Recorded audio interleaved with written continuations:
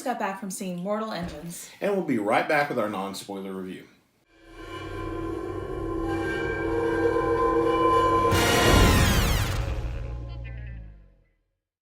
Hi folks, welcome back to Pop Up Fizzle. I'm Jeff. I'm Heidi. And we're here to give you our non-spoiler review for the new movie, Mortal Engines, from Peter Jackson. He didn't direct this film. No. But he was part of the writing and producing of this film. Yeah. So, I don't remember if we reacted to a trailer. I know we've seen the trailer lots of times. No, we totally reacted to at least one or two of the trailers. I get really lost. Yeah, no, we totally reacted to it. And I think that was, I think, one of the first times I mentioned that I really, really love, like, end of the world dystopian sort of things. So, yes, you do. I really do. That's, like, one of my favorite, like storyline things. I don't know why. Yeah.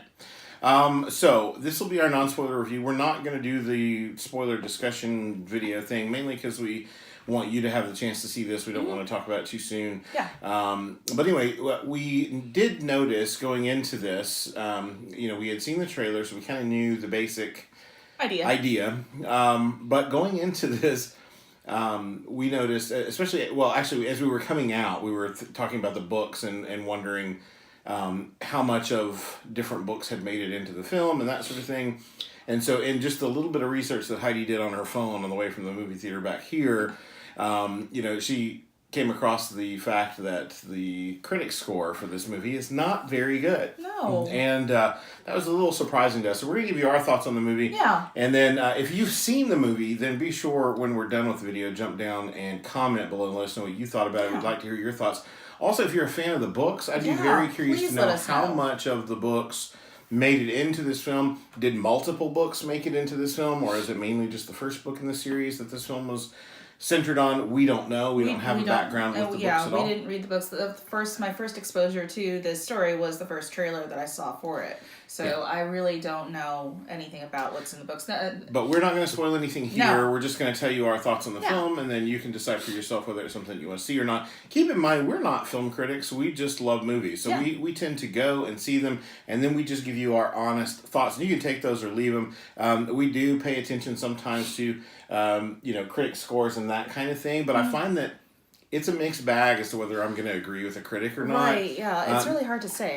Everybody's got their opinions. Yeah, and not every film for me needs to be a masterful work of art. Sometimes I go to a movie just wanting to have a good time. Sometimes I do want that really thoughtful piece where every detail was really well planned and thought out. And so it really just kind of depends on the movie I'm in and the kind of story that's being told to me. But anyway, so how are you going into this since you didn't have, like myself, since you didn't have any basis really in the books?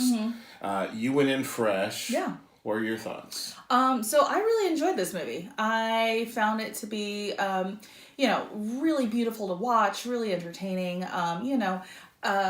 It was just, I enjoyed it. I don't know what else to say about it because it was really pretty and I liked the story. Yeah, there were a lot of things crammed into this movie. It's a 2-hour and 20-minute runtime, I believe, which for the first movie in a series, I don't know if it's going to be a series. It may be that this was just a standalone thing, but I know that it comes from a book series, so my assumption would be that it was planned to be at least the beginning of a series.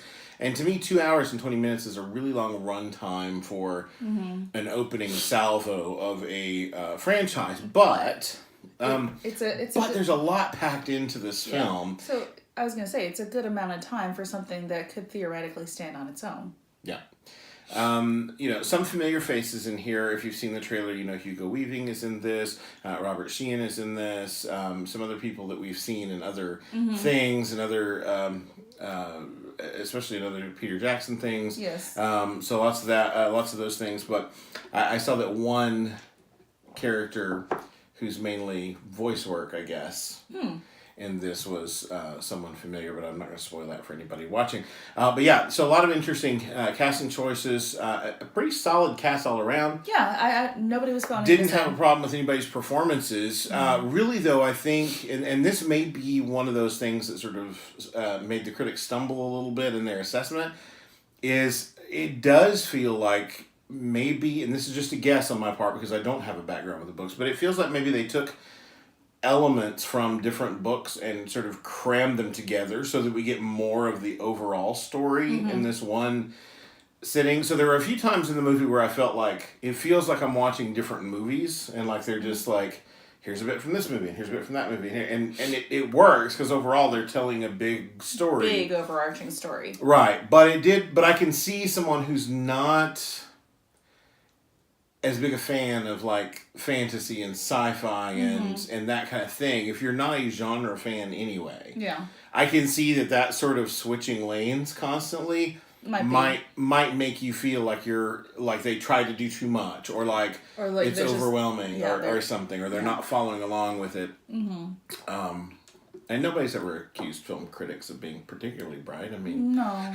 That's why we don't want to wear that label. Yeah, that's true. I don't really feel like I I'm a movie want that watcher. I don't want that kind of pressure on me either. Yeah. So no, I'm definitely a movie watcher. yeah. But our theater was, considering that tonight was the premiere or preview night, so technically releases tomorrow, but there were a few showings today. Given that, there were surprisingly few people there. Yeah. And, with Peter Jackson's name so heavily attached to this, yeah. I would have thought there would be a little bit more. that it would at least be like half full or something. Yeah. Now, maybe that'll pick up over the weekend. We'll see how the weekend box office does. Yeah. I don't really follow that much. No. Except, in the summer, sometimes I kind of pay attention to Yeah, these. I mean, it's always interesting to see how the planned blockbusters actually do and kind of guess where they're going to land on their opening weekend, or, who's going to knock who out of place. So, that's always very interesting to see. And, it's always like, 300 million, it's an opening weekend. Well, how much are ticket prices? Yeah. I don't know really, what this is. I think it's interesting that it's coming out sort of before the holiday. And I think maybe it'll work as alternative programming for some of the more schmaltzy things that come out around the holidays usually. Christmassy things. Excuse me, yeah. Kid-like things. Because there's a lot of that. Yeah. Spider-Man Into the Spider-Verse is out right now as well, and that's going to be a big one. I think that's going to be the box office winner probably for the weekend.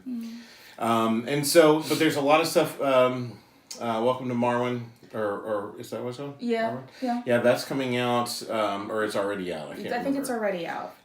So there's a lot of things that are kind of Aquaman. Yes, Aquaman, but aside from that, I mean, Aquaman's going to be a more fun adventure sort of thing. But there's a lot of like heartstring tugging, schmaltzy kind of holiday movies, which is what we normally get this time of year. And so this, and we've commented on like the weird array of movies that are coming out in December. Yeah, it's a strange assortment. Yeah, we don't usually get movies of this mixed caliber, so it's very odd. I think we have a gnat. A gnat. It's like straight diving for my eyeballs. No, I think that this could really work for people that, especially over the holiday, if you got family together and you can't agree on a film, this is the kind of thing that there wasn't really anything I felt like that was non-family friendly in this. No. Really? I mean, there's some violence. There's some violence, but I mean, I think for certain, what was the rating? It was PG-13? Yeah, I think so. Yeah, and that's fine. I would. Yeah, better than a lot of Marvel movies as far as language goes. And that kind absolutely. Of thing. Yeah, I wouldn't hesitate to take like a 12 to 13-year-old to this at all. Yeah, and so it may be one of those things where families can sort of pick something in the middle that everybody can. And this is a fun ride, I thought. I thought so too. It was beautiful to watch. I mean, all the details that they worked on for this worked. I mentioned to Jeff in the theater there was one point in time where the CGI just kind of was like, oh, that's CGI. But other than that, everything was so like just immersive and beautiful and just exactly what you would have expected. I'm sure if you'd read the book. Yeah. And as a writer, I love world building. There's a ton of that in this. Yes. We get to see the world in which the story takes place. From the start. Right from the start. And we get to see, sort of how different people groups are working out in this world, how they're, how they're living and surviving in this place. And all of it beautiful. Yeah. All of it done really well. Original, just gorgeous to look at. And if you would have told me that it, I think until I saw the end credits, I wasn't aware that Peter Jackson didn't direct this. Oh. So I watched the whole thing and never once did I go, oh, that doesn't seem like a Peter Jackson thing. So I think his hand certainly pretty strong in this. So if you like Peter Jackson's movies, you're probably going to really like this. And again, lots of world building, lots of cool ideas at play here. Yeah. It may feel a little packed tight in a couple of places, but I think that was to serve the overall story and kind of getting it kind of a one and done sort of thing. And again, I say that not knowing what might come next in the books and that sort of thing. So that's something you can help us out with if you're familiar with those. Anyway, so normally when we do these, we give our movies a ranking, and the way we do that is we use our name, Pop Pop Fizzle. So if it's a fizzle, that means don't bother wasting your money going to see this thing in the theater. And if it's a pop, that means we generally liked it, but you don't necessarily need to go and spend your hard-earned money at the movie theater. Just see it when it hits Netflix or Redbox or whatever. None of those are sponsors, but no. We don't need their money. But then a double pop for us is sort of our highest tier. That's, stop what you're doing, grab a big bucket of popcorn, a giant drink, and go and see this movie as quickly as you can. Now, given that sort of criteria, Heidi, where does this land for you? This for me is a solid double pop. Oh. I don't normally give those out, but Yeah, you're pretty sparse with those. I am very sparse with the double pops. But like I said, it is beautiful to watch. It is very immersive. We did not go see it in 3D, so I can't even imagine how great it would have been to see it in 3D. And again, I'm never really impressed by 3D movies. It's like, okay, there it is. But I feel like this would have been really enhanced by that. So It was definitely worth seeing on a big screen. And thanks to AMC's A-List, not a sponsor, I may sponsor. Get to go see it in 3D at some point. I may Yes, just decide you I will. want to do that. We're definitely gonna have some more movie reviews coming out, but yeah, for me, this particular film, Mortal Engines, I would land mostly near that double pop. I'm not quite a full-on double pop, but I'm really close to it. And the reason I'm really close to it is because I do think that a lot of this film benefits from the big screen. I think it's very immersive. I think it pulls you into sort of, again, the world building side of all of this. So I would recommend seeing it on the big screen. There are a few little things, like I said, where I felt like maybe the story was packed a little too tight. Maybe some things got glossed over really quickly to keep the action moving and to keep things going. But I don't think that's anything that necessarily takes away from the overall experience of seeing this film. Again, as a writer, there are always places where I'm like, oh, I wish I would have had a little more there, which would give me a little more character thing right there.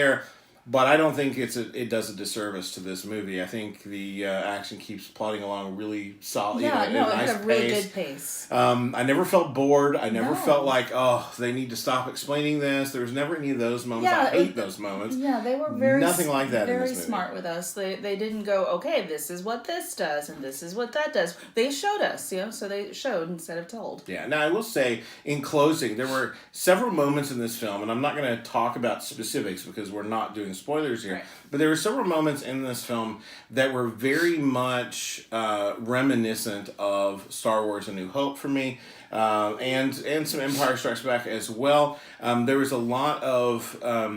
I felt like, and I don't know, having not read the book, I don't know if those are elements of the book or if that was the filmmakers taking their love of Star Wars and sort of applying elements into this to Look sort what we of can do. make that adventure really pop. There were a couple of those moments. It didn't really take me out of it, but I can see how some people might think that maybe it's a little too close to that for them. I don't think so. I think was that, actually I had to think about it when you mentioned it the first time. I was like, well, yeah, I can sort of see that. Yeah, I can see it. But I think that you find that a lot because that stories do have certain patterns and rhythms, and stories can, that are worlds apart from one another as far as setting or tone or even what they're, are thematically, can still hit some of those same rhythms or hit some of those same things.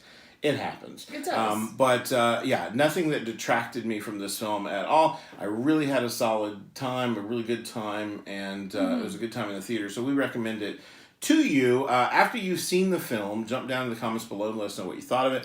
If you've read the books, we certainly want to know about that. I'm very curious about how how many books sort of made their way into this final film. Yeah. And if that's something you know, then let us know down there as well. Be careful with spoilers in case people haven't seen it. Just use a spoiler tag or something like that. Yep. And anyway, anything else? No, I think that's it. All right. So if you like this video, hit the thumbs up and consider subscribing to the channel. We love it when you do that. We're growing slowly but surely, and we love every single one of you that jumps on board. So Thanks please for do joining. that. And if you're already subscribed, hit the bell icon so you can be notified the next time we do one of these. We are going to try to see Spider-Man Into the Spider-Verse at some point this weekend, I think. So we'll have a review of that and some more trailer reactions and that sort of thing. Until next time, folks. Bye. Bye.